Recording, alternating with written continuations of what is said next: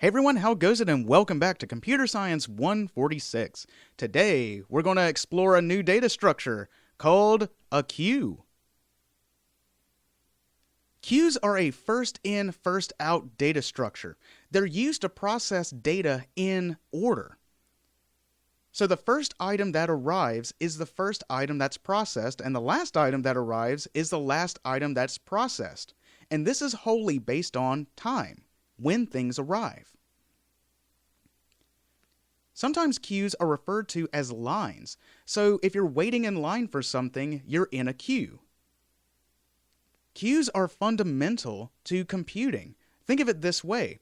Whenever the processor is running those commands in a procedural manner, it's running them first in, first out. The first command that is put is the first command that happens. Now, queues have operations that are universal. When you add an element to a queue, this is called enqueuing. When you remove an element from the queue, it's called dequeuing. Now, a little further detail. When you enqueue, you always enqueue at the end of the queue, and when you dequeue, you always remove the first item from the queue. This preserves the first in, first out nature of a queue. Some other operations that are very common for a queue is peek. Peek allows observation of the first element without removing it from the queue. And also, print is very useful just to make sure that our queue is behaving correctly. It's really good for debugging. Now, if we were to implement a queue, there's a couple of different ways that we can do that. We learned before about two foundational data structures, the array and the linked list, and a queue can be implemented in both of those ways. Going into a little more detail, there are two major references, no matter how you implement it, that we have to keep track of with a queue. The first one is the head reference. That is the first element that is in the queue. The last element is the tail reference, so that is the last element in the queue. We use those to enqueue and dequeue because we always enqueue after the tail, and we always dequeue from the head. Now, before we get to implementing the code for writing a queue, we have to take this into consideration. As we just described, a queue can be implemented in multiple different ways. So a queue could be implemented as an array, a queue can be implemented as a linked list. But even further than that, a queue can be implemented as a shifting array, a queue can be implemented as a circular array, a queue can be implemented using a singly linked list, a queue can be implemented using a doubly linked list, a queue can be implemented using a singly circular linked list, a queue can be implemented using a circular doubly singular. It can be implemented in a lot of different ways.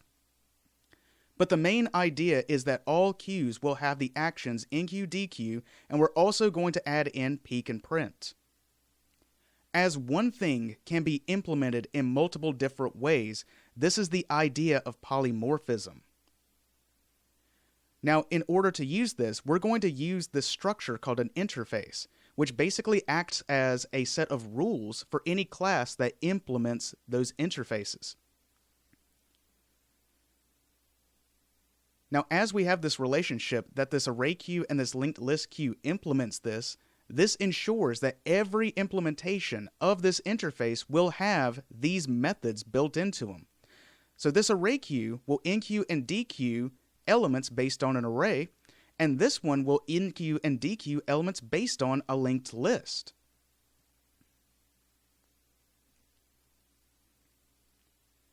This gives us flexibility. That way we can create one type of queue and have it implemented in multiple different ways. And this really depends on our problem, because the advantages of an array is it's not resizable in memory, so if we know the fixed size of a queue, then maybe it makes more sense to use an array implementation. But if we needed a queue to resize, then maybe a linked list makes more sense. Let's go ahead and start developing some of these queues.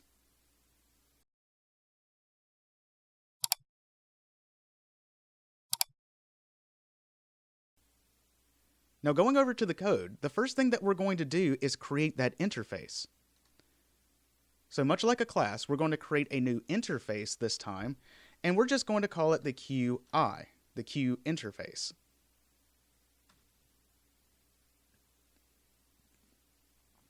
Now, much like a class, this creates a type called QInterface or QI. However, an interface cannot be constructed. A class can be. So in other words, we can't use the word new and create a new instance of this QInterface, but we can construct instances that implement this interface. We'll get to that in a little bit. Now from right here, we want this to be a generic queue. It could be a queue of any type. To do that, we use the angle brackets and place type T, and now this is a queue interface of whatever type. Now, inside of an interface, it doesn't have any functional code. All we have are method definitions. So we're just going to define public void enqueue, passing in T data, or we'll make it A data to stay consistent. dequeue removes the first item and returns. So this is why we have public and we have to return type T, because not only do we remove, but we also return. dequeue, no parameters.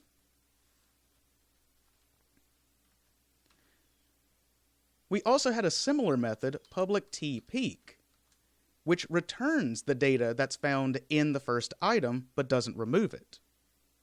And also public void print, which just prints out all the items. Now that we have this, let's see how this could be used. I'm going to go ahead and create a tester class. I'm going to include the main method. Now, this QI becomes a type. So what I could do is create a QI, and I'll just call it Q. Now, as this is a generic type, maybe I want to create a queue of type, let's keep it easy and create integers.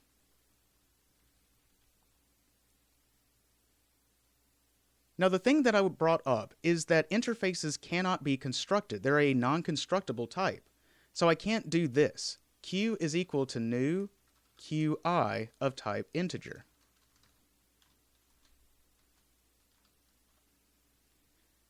As we can see here, this gives us a syntax errors. Interfaces cannot be constructed, but classes that implement those interfaces can be constructed. I'm going to go ahead and comment this out, and now let's focus on creating a class that implements this queue. The first version that we're going to create is an array queue, and we're going to start out just by doing some of the basic setup. We're going to go ahead and create a new class, and we'll call this the array queue. Now we want this array queue to be generic, so it can be an array of any type. So we're going to use the generic type T here. Now, as this is a queue, we need to have this implement all of the elements that's found in this queue interface.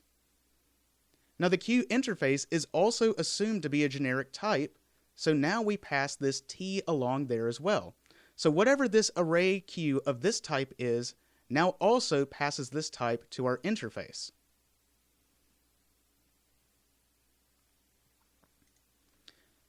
Now inside of this class, what we have is a private T array, which we'll just call the queue. Next, we also have a private int head index. So this is the first element in our queue, and also a private int tail index. This is the first null element, or one past the last element. We are making this distinction because this makes the coding a little easier. The tail index does not refer to the last element in this queue. It refers to one element past that. So it is the first null element or one past the last element. If we needed to get the last element in this queue, then we would need to have the tail index -1. Now let's create some constructors. Public array queue. Here's our default constructor. And after that, we're going to do a parameterized constructor. And the parameterized constructor is going to be a little different because we're just going to assume that the only element that you should be able to modify via parameter is the size of the array.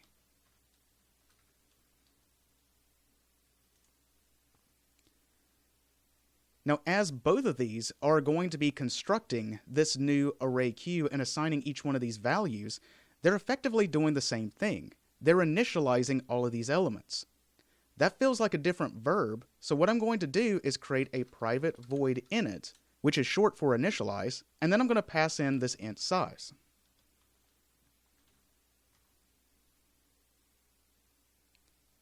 From here, we're going to go ahead and assign the head index equals the tail index, which is equal to 0. Now from here, we need to evaluate whether or not this size is valid for an array. I'm going to argue that the size needs to be at least size 1. So if size is greater than or equal to 1, then what we can do is construct Q. Now the thing is, we can't just construct this of a new type T. However, what we know is every type that is this type T inherits from object. So what we need to do to make this work is we have to typecast this T array and then construct a new object of this size. Once again, every object type, in other words, everything that is a class in Java, has always inherited from the class object. To do this, we construct this new object array and then cast it as this specific type T here. Now, if that's not true, we should construct this queue based on some sort of default size. A default size is something that doesn't change, and something that doesn't change should be created as a constant. So back inside of my properties, underneath my instance variables, I'm going to create a public static final int default size, and I'm going to set it to 100.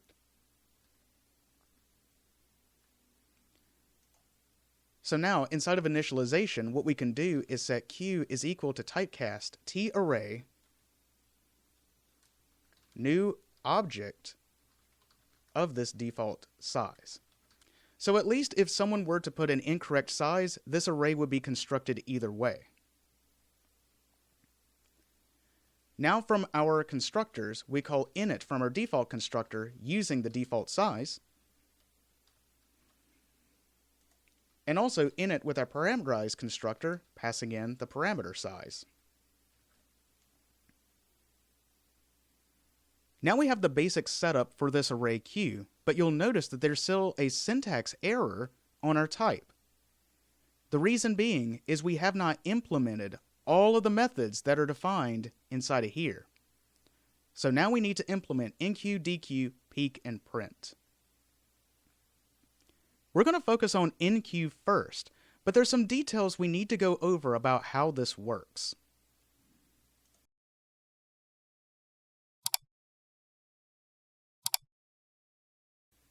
Now keep in mind that the head index is the first element in this array queue.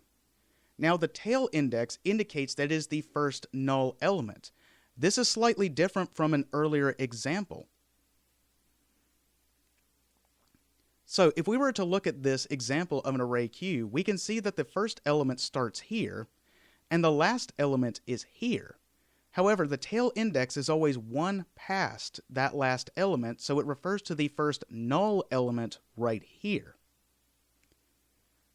This is the start of the queue, and this is the end of the queue. In order to make this as efficient as possible, what we do is we have the head index and the tail index both be movable. But in order to make this work correctly, we need to advance head and tail based on a circular way. The way that you can think about that is if we're moving an index forward in a circular way, if my index was right here and I need to advance it by 1, then it moves to right here to the first index. So if we're at the last index and we advance it in a circular way, we start back at the first index. The way that we do that is we assume that the next index is our current index plus 1, but modded by the array length. Showing this over here, we can see this is an array of size 6. If I'm at index 5 and I do 5 plus 1, which is 6, 6 mod 6, there's no remainder, so it jumps back to 0. By implementing it in this way, we can avoid a shifting operation. So let's assume that the head was always going to be 0. If I'm going to remove this element, then I need to shift everything over by 1. If we have a large queue, like over 1,000 or 1,000,000 elements, and we remove the first item, if we were to shift, then we would have to shift over 999 elements to make that work. However, if we just advance the head and the tail, well, this is just one operation, and this is more efficient. Now, this can also create some weird scenarios, because the thing is, we can have the head index have a larger index value than the tail index. However, the concept is still the same. The start of the queue is right here, and we advance in a circular way until we get to the tail index. Now, applying all of this, when we enqueue into an array queue, the first thing we do is we add the new element to the tail index and then advance the tail index circularly. So, if we were to add the new element to right here, and let's say that it was 4 in this case, we added it to the tail index, the first null reference. After that, we have to update the tail index by increasing it by 1 and modding it by the size. If we increase 5 by 1, 5 plus 1 is 6. The size of this array is size 6. 6 mod 6 is 0, and so it just reassigns the tail index to point to 0, the first null element. Let's see how this works in code.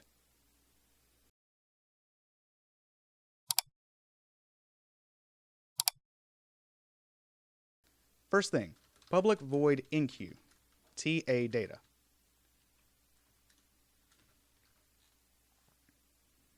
Now, we know that a queue is not resizable in memory, so when we're adding elements to a queue, one of the first checks we need to make is whether or not this queue is full. This becomes a little more complicated because we're not assuming that the head is always at 0. The head and tail can both move. So the way we need to evaluate if this queue array is full is if queue at index head index. This is the first element. If this is not equal to null, that means we don't have an empty queue. And the head index is equal to the tail index. The tail index is always assumed to be the first null element. If the tail index and the head index refer to the same thing and it's not empty, then we have no space left to add something new. If that's the case, we simply return. However, if that's not the case, then we take Q at the tail index, which is our first null element, and have that point to A data. Then we update tail index is equal to tail index plus 1, but now mod q.length. And this will advance the tail in a circular way. Now let's do dequeue, and let's focus on the concept for that.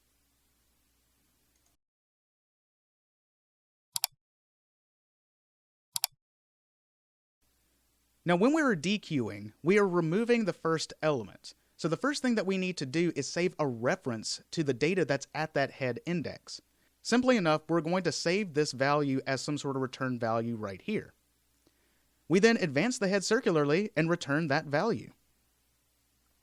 Now you may notice, again, the start of the queue is here, the end of the queue is here, and this is every element in the queue. We technically didn't remove this element, but that doesn't matter, because the head starts here and the tail is right here. everything outside of that is considered to not be in the queue. So eventually, this value may be overwritten. Now let's see how that's implemented inside a code.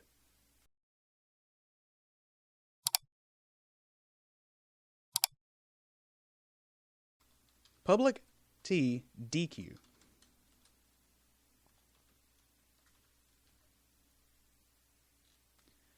First thing that we're going to do is we're going to set T ret is equal to Q at the head index.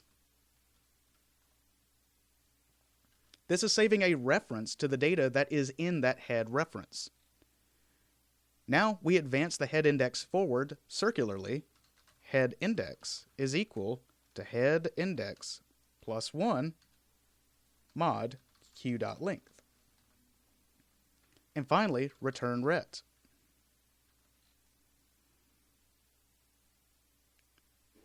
And that's all we have to do in order to dequeue something from this array-based queue.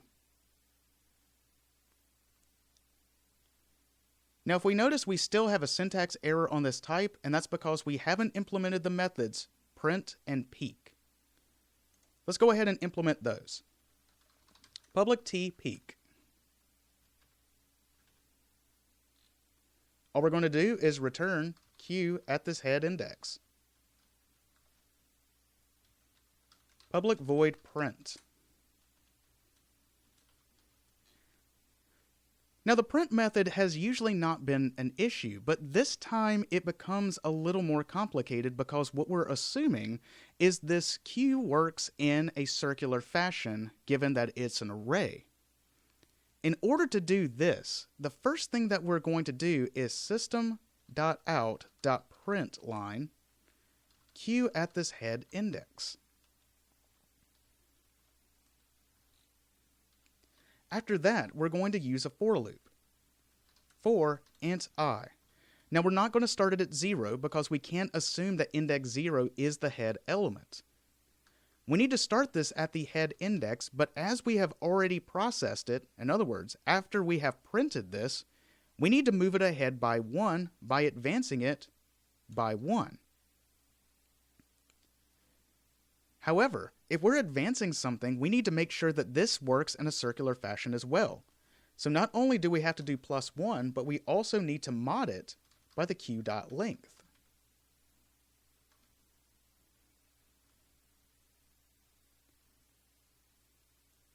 So now, we need to keep moving this until we reach that first null element. In other words, until I is equal to the tail index.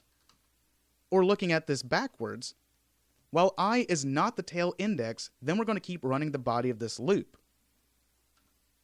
Now what we need to do is update this I, but we have to update this in a circular fashion as well. So in this case, we do I is equal to I plus 1, but this time mod q.length.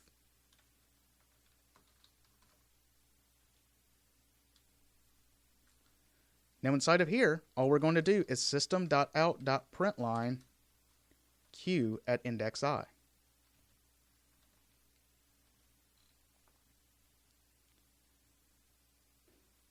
Now let's see if this works. Going back to our tester, we have already declared that we're going to have this new queue that we're simply calling queue. Now let's construct this queue as an array queue. Q is equal to new array queue.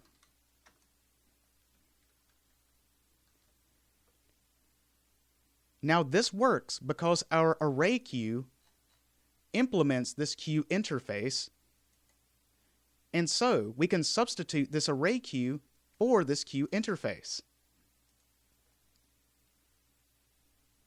Using this, let's now experiment with how this is going to work. So for int I is equal to 0, I is less than, let's say 10, I++. Q.enqueue I. Q.print. Testing this out. Sure enough, we have all of the elements being printed out in order first in, first out. Now let's see what happens after some dequeues. int val is equal to q.dq, int val2 is equal to q.dq, then q.print. So as we can see, it starts right here, and it's removed the values 0 and 1 and stored those into the values right here.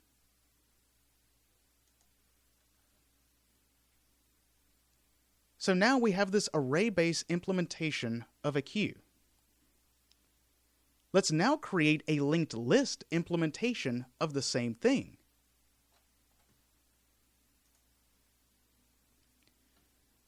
We're going to start with some initial setup. Let's go ahead and create a new class, and this one is going to be called the LL queue. Now this linked list queue is going to be generic type T, and also it must implement this queue interface, this QI, also passing the type T. We're going to implement this based on a singly linked list. And as we know, with a singly linked list, we need to group together the information into a structure called a node. So internally, we create a class, private class, list node, where we're combining together T data with list node link. Now we just write a parameterized constructor, public list node, TA data, and list node, a link. And then we just directly assign data to point to a data and link to point to a link.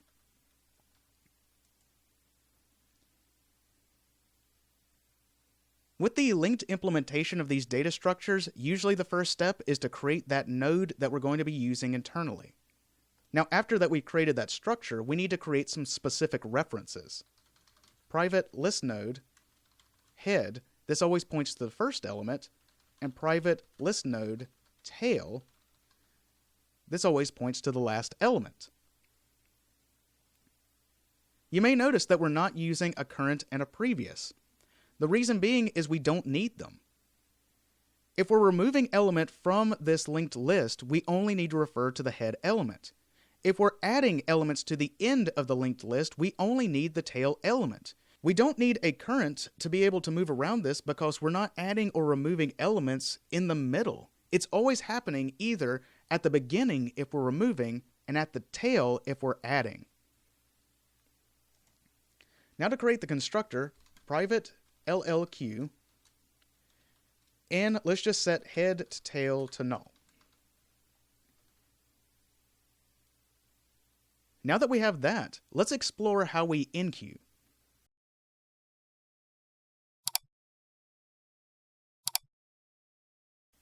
Enqueuing in a linked list is fairly straightforward because all we need to do is create a new list node with the data and then have the tail element point to the list node and update the tail reference. So just like before, what we do is we create this new list node, and let's say we're adding the data 4 into this. After that, we have our tail that is pointing to the last part of data inside of this linked list. If we take the tail.link and have it point to the new list node, and then update tail is equal to tail.link, we've sufficiently added this new element to the end of our queue. Let's see how this works.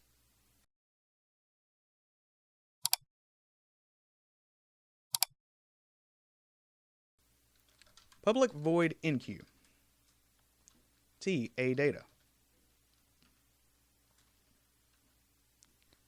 The first thing that we do is we create an instance of that structure.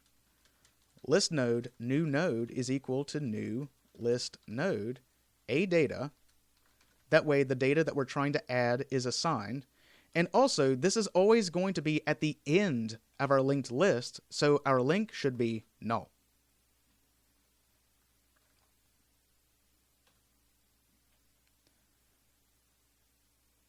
Now, whether we're adding or we are removing, there's usually a case that involves the first element. So if we have an empty list, we have to make sure that the head reference points to the first element in this list. So if head is currently null, so this is an empty list, what we need to do is assign head and also go ahead and assign tail to the memory address that's stored inside of that new node. And once that's finished, we return. Now, if the list is not empty, that means we need to take the tail, which is currently the last element in this linked list. If we assign its link, which is currently null, it's pointing to nothing, but now we have it point to the memory address at this new node. Well, now we've added that last element to the end of this linked list. After that, if we advance tail is equal to tail.link, now we have finished enqueuing this data. Whenever we were looking at this in a generic linked list, we had to find that last reference. However, could you update the generic linked list to now have a tail reference and basically do the same thing here for that add method? You absolutely can. These are your data structures to create and modify how you see fit. And if you see fit to have a tail reference in your generic linked list, then write it. Now let's see how dequeue works in a linked list based implementation of a queue.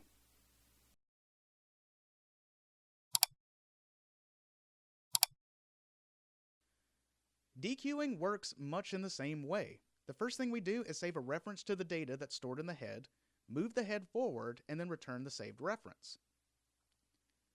So starting for right here, we have a return value that we just assigned to the data that's stored in the head.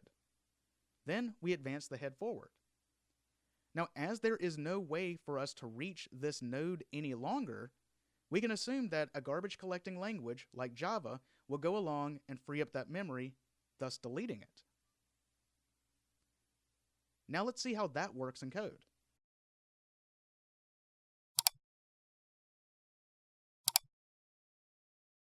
Going over here, public T dequeue. We remove and we return when we dequeue. First thing, if head is equal to null, so we have an empty list, we need to return nothing. Now, if that is not true, then what we need to do is save this return value is equal to head.data. Save the reference to the data that we're about to return. Then we update head is equal to head.link, advancing the head forward, and then return ret.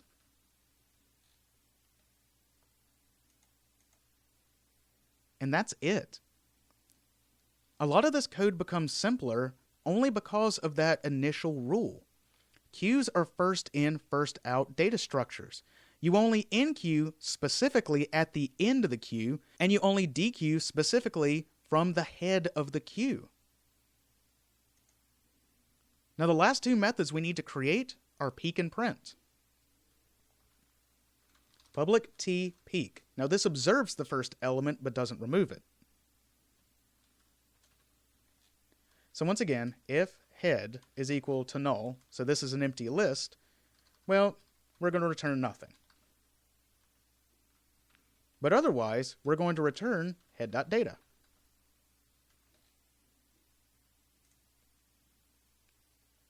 Now let's do print. Public void print.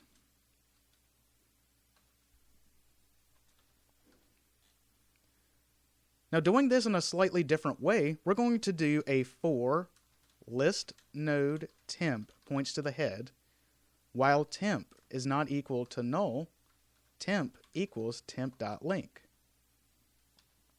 Then after that, system.out.println temp.data.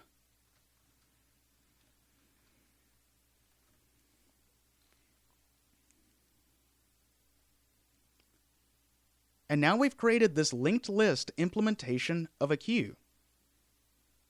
Let's see how this works. Now going over to our tester, we have constructed this queue as an array queue.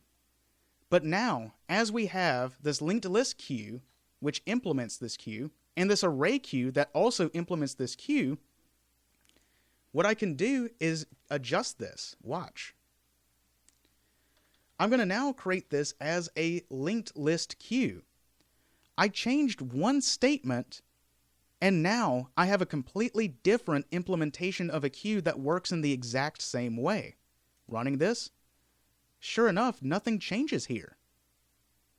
However, the entire back end did. This was originally an array queue that I now updated to be a linked list queue. Now, this is the power of polymorphism. You have one concept that is implemented in vastly different ways. This gives you a great deal of flexibility when you're writing code, and being able to recognize when one thing can be implemented in multiple different ways, and using polymorphism to use that can make you a really great programmer. Now, this lecture has been focused on this new data structure called a queue. The main idea of a queue is it is a first in, first out data structure. You process information one at a time, first in, first out. You can implement this using an array or using a linked list. In the next couple of classes, we're going to be exploring other types of data structures that also have similar kind of rules. And with all that being said, I'll see you next time.